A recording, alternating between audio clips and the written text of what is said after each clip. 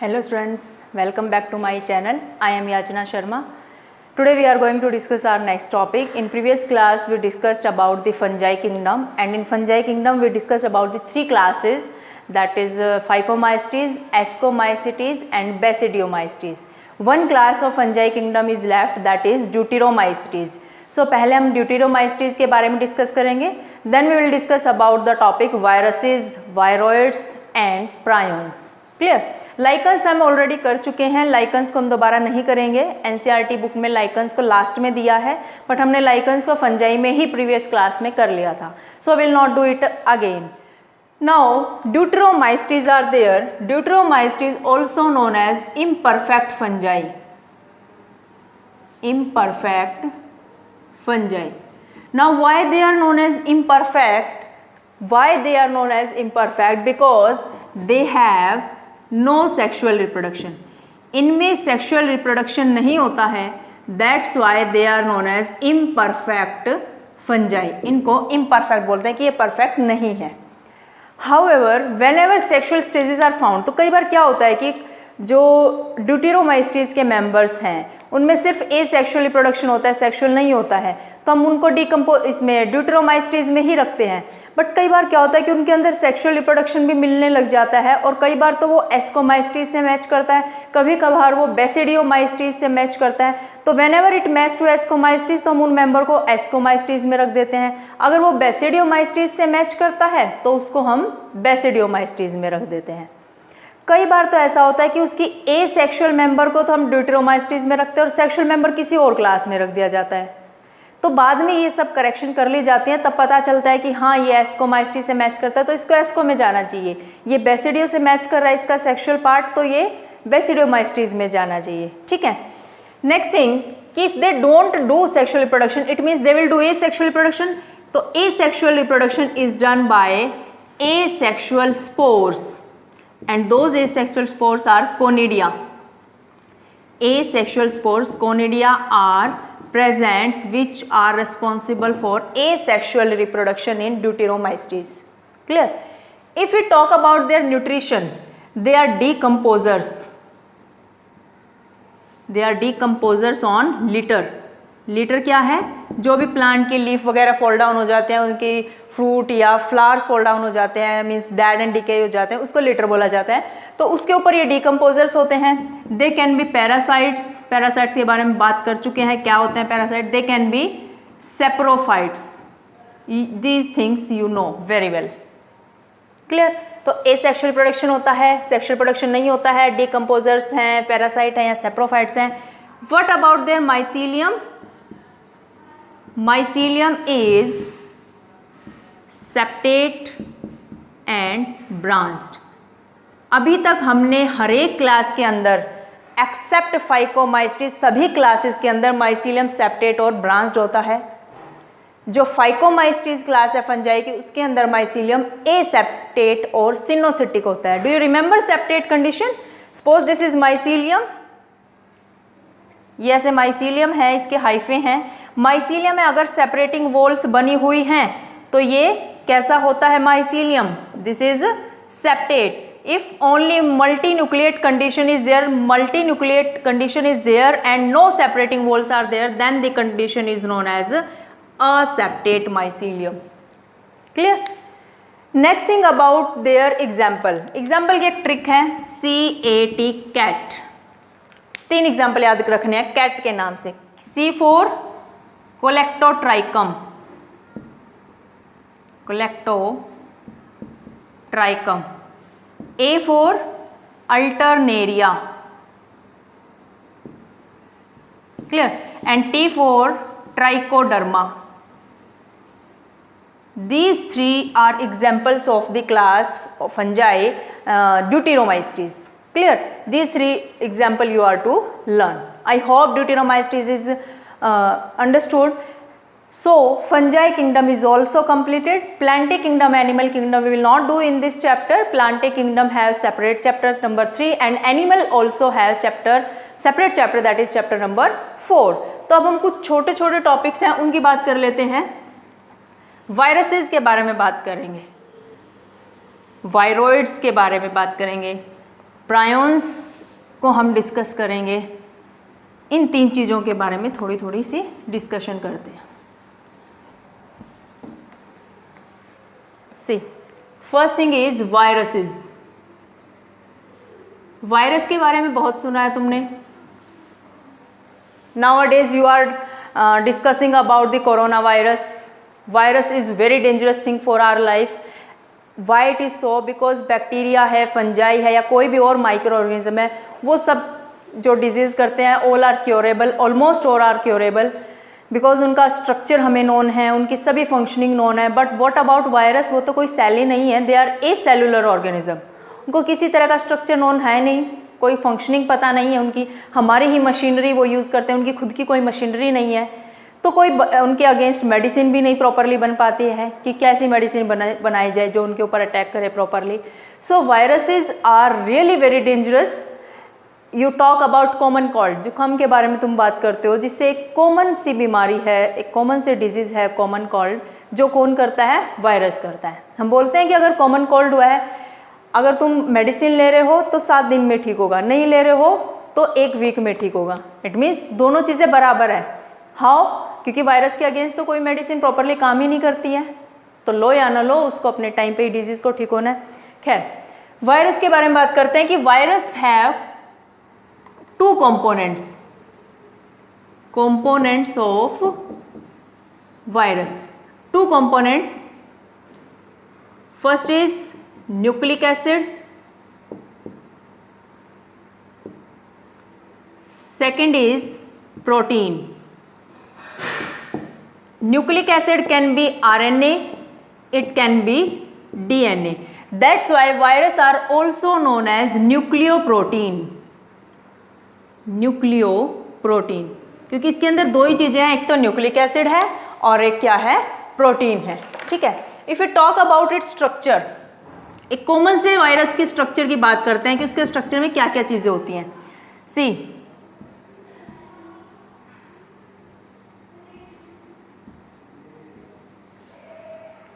एक तो genetic material होता है, मीन्स यूं कह लो कि न्यूक्लिक एसिड होता है, उसके चारों तरफ एक कवरिंग होती है। This is nucleic acid, can be RNA, can be DNA, and इसके चारों तरफ कवरिंग होते है, उस कवरिंग का नाम है capsid. It is known as capsid. This covering is made up of protein. ये किसकी बनी हुई है? प्रोटीन की बनी हुई है। एंड इंडिविजुअल यूनिट है जो कैप्सिड की, they are known as capsomeres. Capsomeres. Individual units of capsid are known as capsomeres. This is the structure of virus. Basic structure of virus. किसी भी वायरस में 2 ही चीजें होती है, एक न्यूक्लिक एसिड होता है, मे बी डीएनए और मे बी आरएनए, एक प्रोटीन की कवरिंग होती है, that is known as capsid. Clear? Next thing, now some are saying that virus living होता है, कोई बोलता है कि वायरस नॉन लिविंग होता है। ऐसा क्यों? कि वायरस को ए सेलुलर ऑर्गेनिज्म बोला जाता है, कि इसकी कोई सेल नहीं है, तो हम ऑब्वियसली हम उसको क्या बोलेंगे? Non living. बट जब वो हमारी बॉडी में आता है तो वो सारे काम करने लग जाता है, तो हम सोचते हैं कि it is living. See, what are the characteristic of virus जो लिविंग बताती हैं कि ये लिविंग है, और कुछ ऐसे कैरेक्टरिस्टिक हैं वायरस की जो ये बताते हैं कि वायरस क्या है? नॉन लिविंग है। तो वायरस के पास ऐसी कौन सी कैरेक्टरिस्टिक है जिससे ये पता चलता है कि वायरस लिविंग है? First is metabolism inside host. जैसे ही वो किसी होस्ट के अंदर एंटर करता है तो मेटाबॉलिज्म शुरू कर देता है, मीन्स चीज़ों का बनाना और तोड़ना। कैटाबॉलिज्म एंड एनाबॉलिज्म, कुछ चीज़ें बनती हैं, कुछ कंपाउंड टूटते हैं, वो मेटाबॉलिज्म है, वो होस्ट के अंदर करने शुरू कर देता है। Next thing, reproduction inside host. जैसे ही वो होस्ट के अंदर एंटर करता है तो रिप्रोडक्शन भी करने लग जाता है। तो इन दोनों कैरेक्टरिस्टिक से ऐसा लगता है कि virus are living. If you talk about the characteristic non living, first thing, no cell, कोई सेल ही नहीं है, तो हाउ इट इज लिविंग? तो ये नॉन लिविंग कहलाता है। Next thing, metabolism outside host. Metabolism outside host means no metabolism outside host. Host के बाहर कोई मेटाबॉलिज्म ये शो नहीं करता है, डेड जैसा फील होता है, that's why it is living, non living. No reproduction outside host, host के बाहर ये कोई रिप्रोडक्शन भी नहीं करता है, दैट्स वाई ऑल्सो वी से कि ये नॉन लिविंग है। तो अब क्या कंक्लूजन निकालें कि ये लिविंग है कि नॉन लिविंग है? Then we what we say, this line is very important for your NEET exam purpose, that viruses are boundary of living and non-living world. Viruses are boundary of living and non-living world. Living और non living की boundary के ऊपर ये present है। कौन? Virus. I hope it is clear. Next thing, if we talk about shape of virus, कि virus की कैसी शेप होती है, स्पेसिफिकली कैप्सिड की शेप कैसी होती है। जेनेटिक मेटेरियल की तो जैसी है वैसी रहनी है। सो कैप्सिड शेप्स, कैप्सिड की कैसी शेप हो सकती है? Capsid can be of 3 shapes. First one is helical shape, second is bacteriophage shape,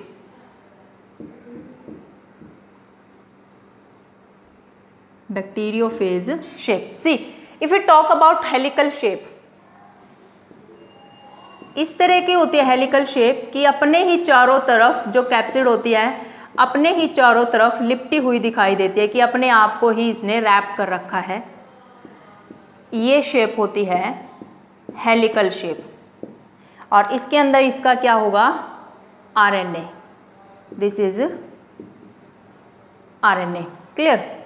and ये क्या है? ये कैप्सिड है। ये किसका स्ट्रक्चर है? TMV virus, means tobacco mosaic virus, जो टोबैको प्लांट के अंदर, तंबाकू के प्लांट के अंदर डिजीज करता है, tobacco mosaic virus. Second is bacteriophage. ये बड़ा ही ब्यूटीफुल वायरस है, मीन्स बहुत ही फैशनेबल वायरस है।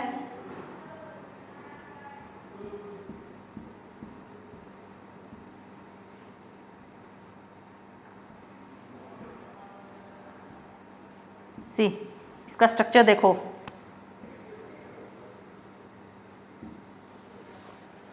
क्लियर? इसके अंदर क्या क्या है? ये इसका जेनेटिक मटेरियल है, डबल स्ट्रैंडेड डीएनए होता है इसके अंदर, और ये है इसकी capsid. This is collar, this is sheath, and this one is tail, you can say, और लेग। ये बिल्कुल हमारी बॉडी की तरह है। ये कैप्सिड है, ये हेड है इसका, ये कॉलर यानी हमारी नेक है, ये शीथ यानी हमारी दिस एब्डोमेन कैविटी है, एंड देन इसके लेग्स हैं जैसे हमारी लेग्स हैं। बैक्टीरियोफेज वो वायरस होता है, the virus which attack on bacteria, the virus which attack on bacteria. जो वायरस बैक्टीरिया के ऊपर अटैक करता है उस वायरस को हम बैक्टीरियोफेज बोलते हैं। एक थर्ड, एक और शेप है, that is polyhedral shape, that is polyhedral. इस तरह की कुछ बहुत सारी मीन्स साइडेड की शेप होती है, दैट इज पॉलीहेड्रल शेप। ये कैप्सिड की कुछ शेप्स है, you can take screenshot. Next thing is, अब दो ही तो चीजें ना वायरस में, दो ही तो कंपोनेंट है, एक कैप्सिड प्रोटीन की और एक जेनेटिक मटेरियल न्यूक्लिक एसिड। तो कैप्सिड तो हमने कर लिया है, उसके बारे में तो देख लिया कैसे कैसे होता है। अब हम जेनेटिक मटेरियल की बात करते हैं कि जेनेटिक मटेरियल कौन सा होता है किसी वायरस के अंदर, मीन्स डीएनए होगा कि आरएनए होगा कि दोनों होंगे। लेट्स सी, यहां पे बात करते हैं हम प्लांट वायरसेस, जो वायरस प्लांट के ऊपर अटैक करते हैं। यहां पे बात करेंगे हम बैक्टीरियल वायरसेस, जो वायरस बैक्टीरिया के ऊपर अटैक करते हैं, और बीच में लिखेंगे हम एनिमल वायरस, जो वायरस एनिमल्स के ऊपर अटैक करते हैं, ह्यूमन के ऊपर अटैक करते हैं। तो ऐसे वायरस जो प्लांट पर अटैक करते हैं उनके पास सिंगल स्ट्रैंडेड आरएनए होता है। कैसा जेनेटिक मटेरियल होता है? Single stranded RNA. Mostly plant का ठीक अपोजिट आ जाओ बैक्टीरिया पे, सिंगल स्ट्रैंडेड में का अपोजिट डबल स्ट्रैंडेड, आरएनए का अपोजिट डीएनए। इस तरह से ये लर्न करने की टेक्निक है, ट्रिक है, जैसे जल्दी लर्न हो जाएगा। एनिमल वायरस की बात करें, इनके अंदर सब होता है। सब means single stranded RNA, single stranded DNA, sorry single stranded RNA, double stranded RNA and double stranded DNA. You can learn like this, easily learn हो जाएगा। प्लांट में सिंगल स्ट्रैंडेड आरएनए, बैक्टीरिया में ठीक अपोजिट, सिंगल स्ट्रैंडेड का opposite double stranded, RNA का opposite DNA. Animal virus में तीनों single stranded RNA, double stranded RNA और डबल स्ट्रैंडेड डीएनए। क्लियर? तो ये बात हुई इसके जेनेटिक मटेरियल की। Now if we talk about its life cycle, अगर हम इसकी लाइफ साइकिल की बात करें कैसे ये काम करता है, तो लाइफ साइकिल इसके दो हैं। First one is lytic cycle, second one is lysogenic cycle. Lysogenic cycle हम लिख देते हैं यहाँ पर, ये किसकी बात कर रहे हैं हम? लाइफ साइकिल की। दो तरह के लाइफ साइकिल हैं वायरस की जिंदगी में। लाइटिक साइकिल नाम छोटा है तो ये साइकिल भी छोटा है, शॉर्ट। लाइसोजेनिक नाम बड़ा है तो साइकिल भी लंबा है, लॉन्ग साइकिल। लाइटिक का मीन्स होता है ब्रेक डाउन, टूटना। क्लियर? समझ आया? अब देखो, मान लो ये कोई बैक्टीरिया है, इसका अपना जेनेटिक मटेरियल है ये, इसके ऊपर कोई वायरस आके अटैक करता है। वायरस कोई का मतलब ये है कि बैक्टीरियोफेज आके अटैक करेगा। ये अपना जेनेटिक मटेरियल यहाँ डाल देता है, ये इसका जेनेटिक मटेरियल यानी डबल स्ट्रैंडेड डीएनए है किसका? वायरस का। ये बैक्टीरियल जेनेटिक मटेरियल है, जेनेटिक मटेरियल। व्हाट हैपन, जब ये अपना जेनेटिक मटेरियल इसमें इंजेक्ट कर देता है और ये वायरस इसके बैक्टीरिया के डीएनए को, बैक्टीरिया के जेनेटिक मटेरियल को कट कर देता है, डिस्ट्रॉय कर देता है। क्या कर देता है? डिस्ट्रॉय कर देता है। और बैक्टीरिया के ही एंजाइम यूज करके अपने जेनेटिक मटेरियल की कॉपी बनाता है, अपनी कैप्सिड बनाता है, कॉलर, नेक वगैरह, अपनी लेग्स बनाता है, सब चीज़ें बना लेता है। और लास्ट में ज्वाइन होके मीन्स पूरा का पूरा एक फुल फ्लैशेड दिस बैक्टीरियोफेज बन के बाहर निकल के आता है। It rupture the wall of bacteria, bacteria को तोड़ के बाहर निकल आता है, इसलिए साइकिल का नाम क्या है? Lytic cycle. अब ये जाएगा और क्या करेगा? फिर से एक नए बैक्टीरिया के साथ ऐसा कुछ करेगा, उसकी ज़िंदगी खराब करेगा और फिर से ये बैक्टीरिया डिजीज हो जाएगा। तो this is lytic cycle in which the cycle is short and the bacteria is break down, that's why the cycle is known as lytic cycle. If you talk about lysogenic cycle, इसमें क्या करता है? ये कोई bacteria है, ये इसका genetic material है, ठीक है। फिर से आता है बैक्टीरियोफाज, व्हाट इट डू? अपना जेनेटिक मटेरियल यहाँ डालेगा और अपने जेनेटिक मटेरियल को इसके जेनेटिक मटेरियल के साथ रेप्लिकेट करवाएगा, कॉपी होएगी। यानी जैसे जैसे इसका खुद का जेनेटिक मटेरियल कॉपी करेगा वैसे वैसे वायरस का जेनेटिक मटेरियल भी कॉपी होता चला जाएगा। Whenever bacteria will do reproduction, जब भी ये डिवाइड करेगा दो बैक्टीरिया बनेंगे और इस बैक्टीरिया के अंदर भी वायरस का क्या आ जाएगा? जेनेटिक मटेरियल आ जाएगा, क्योंकि वो भी साथ में क्या कर रहा है? रेप्लिकेट कर रहा है। ऐसे फिर से आगे 4 से 8 ऐसे बनते चले जाएंगे और वायरस भी अपने आपके जेनेटिक मटेरियल को साथ साथ रेप्लिकेट करता रहेगा। तो यहाँ पर बैक्टीरिया को उसने ब्रेक डाउन नहीं किया है और लंबा साइकिल है, इसीलिए लाइसोजेनिक साइकिल है। बट वायरस किसी का सगा नहीं होता, पता नहीं हो कब पलटी मार जाए और कब लाइसोजेनिक साइकिल से लाइटिक साइकिल में कन्वर्ट हो जाए, कब वो बैक्टीरिया को रप्चर करके बाहर निकल आए। No one know about it. Clear? तो ये हुआ लाइफ साइकिल वायरस का। अब हम बात करते हैं वायरस से होने वाली डिजीज की, कि वायरस से, अच्छा डिजीज से पहले एक चीज बच गई जो हमें पहले कर लेनी चाहिए थी, वो क्या है? Discovery of virus. ये हमें पहले करनी चाहिए थी। डिस्कवरी के बारे में हमें बहुत कुछ पता होना चाहिए। देखो इसमें 3-4 साइंटिस्ट के नाम आएंगे जो तुम्हें याद रखने हैं। कौन कौन से हैं वो? First is Pasteur. पाश्चर ने क्या किया? He give the term, he has given the term virus. इसने वायरस टर्म दी थी। सेकेंड साइंटिस्ट आते हैं डीजे इवान मोस्की। What he has done? Russian scientist थे ये। उन्होंने टोबैको की लीव्स देखी, इस तरह से टोबैको की लीव्स थी और टोबैको की लीव्स में कुछ स्पॉट्स हो रखे थे, इस तरह के स्पॉट्स थे। उन्हें लगा कि कोई डिजीज़ हुई है। उन्होंने सोचा कि मैं देखता हूँ कि डिजीज़ किससे हुई है। What he has done, he crushed leaves and extract cell sap, और उस लीव्स का सेल सैप निकाल लिया और उस सेल सैप को क्या किया, यहाँ पर एक बैक्टीरियल प्रूफ कंटेनर है, बैक्टीरियल प्रूफ फिल्टर, इस सेल सैप को निकाल के और bacterial proof containers, bacterial proof filter से निकाला, फिल्टर किया तो वो सेल सैप नीचे आ गया। अब ये बैक्टीरियल प्रूफ फिल्टर का मीनिंग क्या है? ये ऐसा फिल्टर होता है जो बैक्टीरिया को भी पास कर देता है, ठीक है, मीन्स बैक्टीरिया को पास नहीं करता है। तो अब बैक्टीरिया को पास ये करता नहीं है और ये इससे पास होके नीचे आ गया, तो इन्होंने ये लगाया अंदाज़ा कि पक्का ये बैक्टीरिया से स्मॉलर कोई चीज़ है। और उस सेल सैप को जब उन्होंने, ये जो डिजीज्ड प्लांट था, इस सेल सैप को जब उन्होंने किसी नॉर्मल हेल्दी प्लांट पे रगड़ा तो वो भी डिजीज्ड बन गया, वो भी कैसा हो गया, डिजीज। तो ही कंक्लूडेड 2 थिंग्स, इन्होंने 2 कंक्लूजन निकाले कि या तो ये वेरी वेरी स्मॉल कोई माइक्रोब है, इधर it is very very small microbe और इट इज़ अ टॉक्सिन, या फिर ये कोई टॉक्सिन है, बट ये फाइनल कंक्लूजन नहीं कर पाए कि ये वायरस है। नेक्स्ट साइंटिस्ट आते हैं फिर Beijerinck. Now what M Beijerinck, what he has done, उन्होंने भी सेम किया, क्रश किया लीव्स को, सेल सैप निकाला और उसको हेल्दी प्लांट से रगड़ा तो वो प्लांट डिजीज हो गया। फिर जिसको अब बाद में डिजीज बनाया उसका सेल सैप निकाला, उसको किसी तीसरे हेल्दी प्लांट को उन्होंने रगड़ा और डिजीज हो गया। फिर उस वाले को क्या, मीन्स उन्होंने एक चीज़ पता लगाई कि मैं जब भी किसी नए डिजीज प्लांट का सेल सैप किसी दूसरे हेल्दी प्लांट पे रगड़ देता हूँ तो डिजीज होती है। और ये कोई नई चीज़ नहीं थी कि वो तो होगी, चलो हो जाती है डिजीज, बट उतनी ही स्ट्रोंगली, उतनी ही विग्रसली वो डिजीज होती है, उसमें कोई इफेक्ट नहीं होता, कोई डिक्रीज नहीं होती कोई चीज़।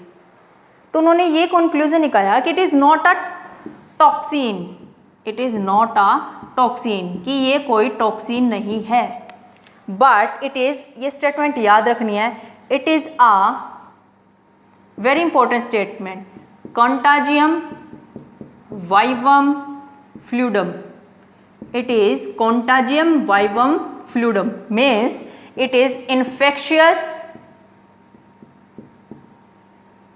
living fluid, infectious living fluid, infection करने वाला कोई लिविंग फ्लूइड है, ये कोई टॉक्सिन नहीं है। क्लियर, ये उन्होंने कंक्लूजन निकाला। उसके बाद एक फाइनली एक और साइंटिस्ट आते हैं, that is स्टानले। What he has done, he crystallized virus, उन्होंने वायरस को क्रिस्टलाइज ही कर दिया। अब तो सब चीज़ें क्लियर थी, मीन्स सिंपल से सिंपल कोई भी सेल क्रिस्टलाइज नहीं हो सकती और वायरस क्रिस्टलाइज हो गया। तो इससे एक कंक्लूजन निकला कि जो भी ये माइक्रोब है, जो भी ये टॉक्सिन है, कुछ भी है, ये सेल नहीं है, ये कोई लिविंग सेल नहीं है, क्योंकि सेल तो क्रिस्टलाइज हो ही नहीं सकती। ठीक है, तो ये सब है इसकी डिस्कवरी के बारे में, तुम्हें याद रखना है ये। You can take screenshot, Pasteur को लिख लो, यहाँ पे मैंने उनको रफ कर दिया। पाश्चर, उन्होंने क्या दिया था, टर्म वायरस। डिस्कवरी में इससे ज़्यादा कुछ नहीं करना है। Clear, okay. Next thing is disease caused by virus. Virus से कौन कौन सी डिजीज होती हैं, प्लांट्स के अंदर, एनिमल्स के अंदर, ह्यूमन के अंदर।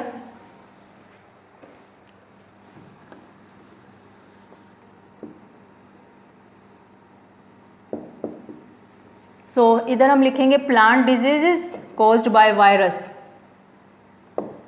यहां लिखेंगे हम animal diseases caused by virus, and here human diseases caused by virus. Plant diseases, see tobacco mosaic disease, cauliflower mosaic disease, sugar cane mosaic disease,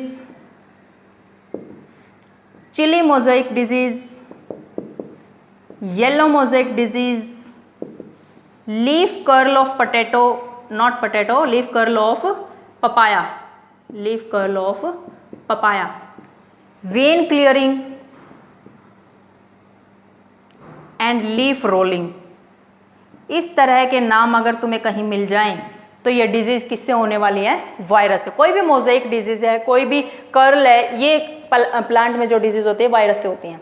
if you talk about animal disease, foot and mouth disease, foot and mouth disease, Hindi में तुमने बहुत सुना होगा, animals के अंदर खुर और पैर की डिजीज, मुंह और खुर की डिजीज ऐसे नाम होता है, ये वायरस से होती है। रेबीज, जिसमें हाइड्रोफोबिया, पानी से डर लगता है, मैड डॉग हो जाता है, फिर वो अगर वो ह्यूमन को काट लेता है, ह्यूमन भी ऐसा ही हो जाता है। इनक्यूरेबल डिजीज को कोई इलाज नहीं है। Next is human disease which are caused by virus, भर भर के डिजीज है वायरस से होने वाली। कौन सी?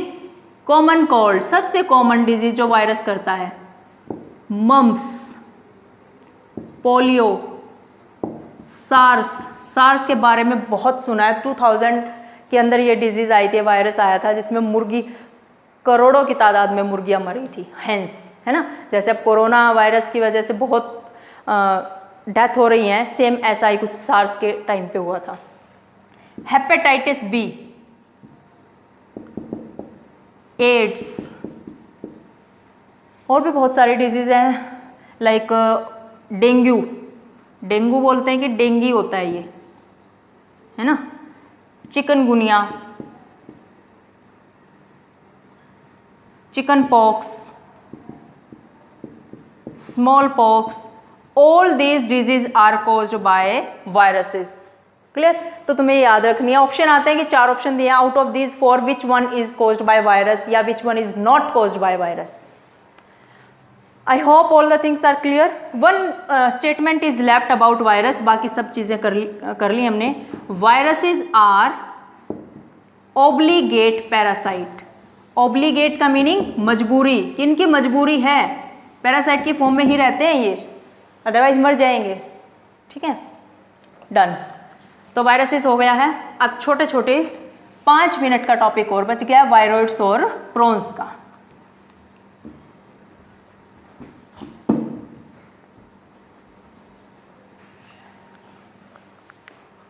Viroids. Now what are viroids? Viroids का मीनिंग है डिवॉइड। अब डिवॉइड का मीनिंग क्या है? कमी, इसके अंदर किसी चीज की कमी होगी। किस चीज की कमी? डिवॉइड ऑफ प्रोटीन, प्रोटीन की कमी होगी। मतलब देखो, ये कोई वायरस था, वायरस के पास जेनेटिक मटेरियल था, इसकी प्रोटीन की कवरिंग हटा दो, सिर्फ जेनेटिक मटेरियल को रख लो, ये है सिंगल स्ट्रैंडेड आरएनए। किसी वायरस की प्रोटीन कवरिंग हटाओ, जो जेनेटिक मटेरियल बच गया वो वायरॉइड्स है। Single stranded RNA which is fold on itself, जो अपने ऊपर ही फोल्ड है, वो क्या है? वायरॉइड्स है। मीन्स प्रोटीन की कमी है, सिर्फ जेनेटिक मटेरियल है, वो वायरॉइड्स है।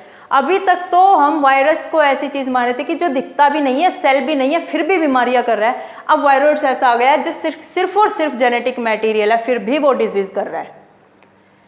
This is smaller than virus, virus से भी छोटे होते हैं ये। Low molecular weight, molecular weight कम होता है।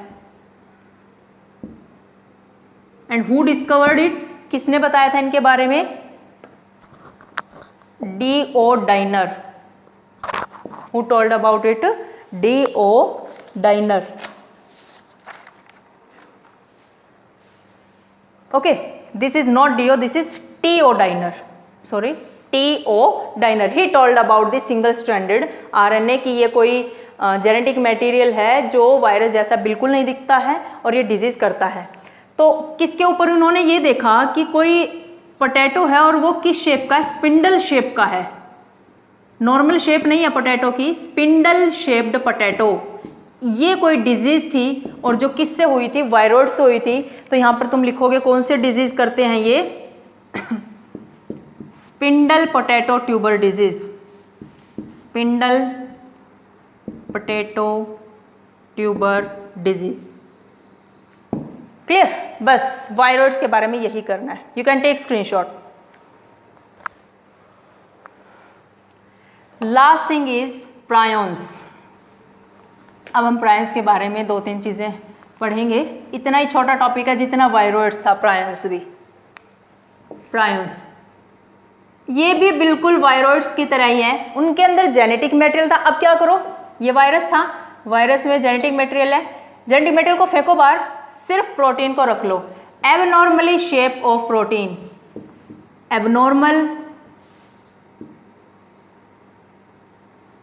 एबनॉर्मली फोल्डेड प्रोटीन, जो नॉर्मली फोल्ड नहीं है ऐसा प्रोटीन कौन है? प्रायोन्स है। ये भी डिजीज करते हैं। देखो ये क्या है? Similar to virus means similar size to virus, size लगभग वायरस जितना ही होता है। ये एक डिजीज करते हैं, उसका नाम है मैड काउ डिजीज, पागल गाय। ऐसा क्यों? ये जो होते हैं एबनॉर्मली फोल्डेड प्रोटीन, सपोज ये काउ के अंदर है एबनॉर्मल फोल्डेड प्रोटीन है, ये खुद तो एबनॉर्मली फोल्ड है, एबनॉर्मल शेप है, बाकी प्रोटीन को भी इफेक्ट करता है, उसको भी एबनॉर्मल बनाने की कोशिश करता है। जब एकदम से हमें नहीं पता चलता कि अरे काउ के अंदर एबनॉर्मल शेप के प्रोटीन बन रहे हैं, ऐसा नहीं पता चलता। कुछ साल बीत जाने के बाद काउ पागलों जैसा बिहेव करती है, उसके ब्रेन तक ये डिजीज पहुंच जाती है। इसीलिए ऐसे बोलते हैं न्यूरोलॉजिकल डिजीज। ये कैसी डिजीज करते हैं? न्यूरोलॉजिकल डिजीज, ब्रेन के अंदर इफेक्ट करता है एंड फाइनली काउ की डेथ हो जाती है। अगर यही वायरस किसी वजह से, नॉट वायरस, प्रायोन्स, किसी वजह से डिजीज ह्यूमन तक ट्रांसमिट हो जाए, ह्यूमन तक फैल जाए, तो वहां पे नाम हो जाता है CR Jacob disease. Same thing human के अंदर होगी, ह्यूमन के अंदर भी एबनॉर्मल प्रोटीन बनने शुरू हो जाएंगे, धीरे धीरे ब्रेन तक पहुंचेंगे, न्यूरोलॉजिकल डिजीज होगी। 6-7 सालों के बाद पता चलेगा कि ह्यूमन का ब्रेन पागल होने वाला है, ह्यूमन पागल होने वाला है। इसलिए इसको मैड काउ डिजीज बोलते हैं। किससे होते हैं ये? प्रायोन्स होते हैं। जस्ट एबनॉर्मल शेप प्रोटीन है और कुछ ही है ही नहीं। अच्छा, मैड काउ डिजीज का एक और नाम है bovine spongiform encephalopathy, bovine spongiform encephalopathy, BSE। Bovine cow के लिए यूज किया जाता है, स्पंजी सी हो जाती है प्रोटीन, एंड एनसेफेलोपैथी ब्रेन से रिलेटेड है। क्लियर?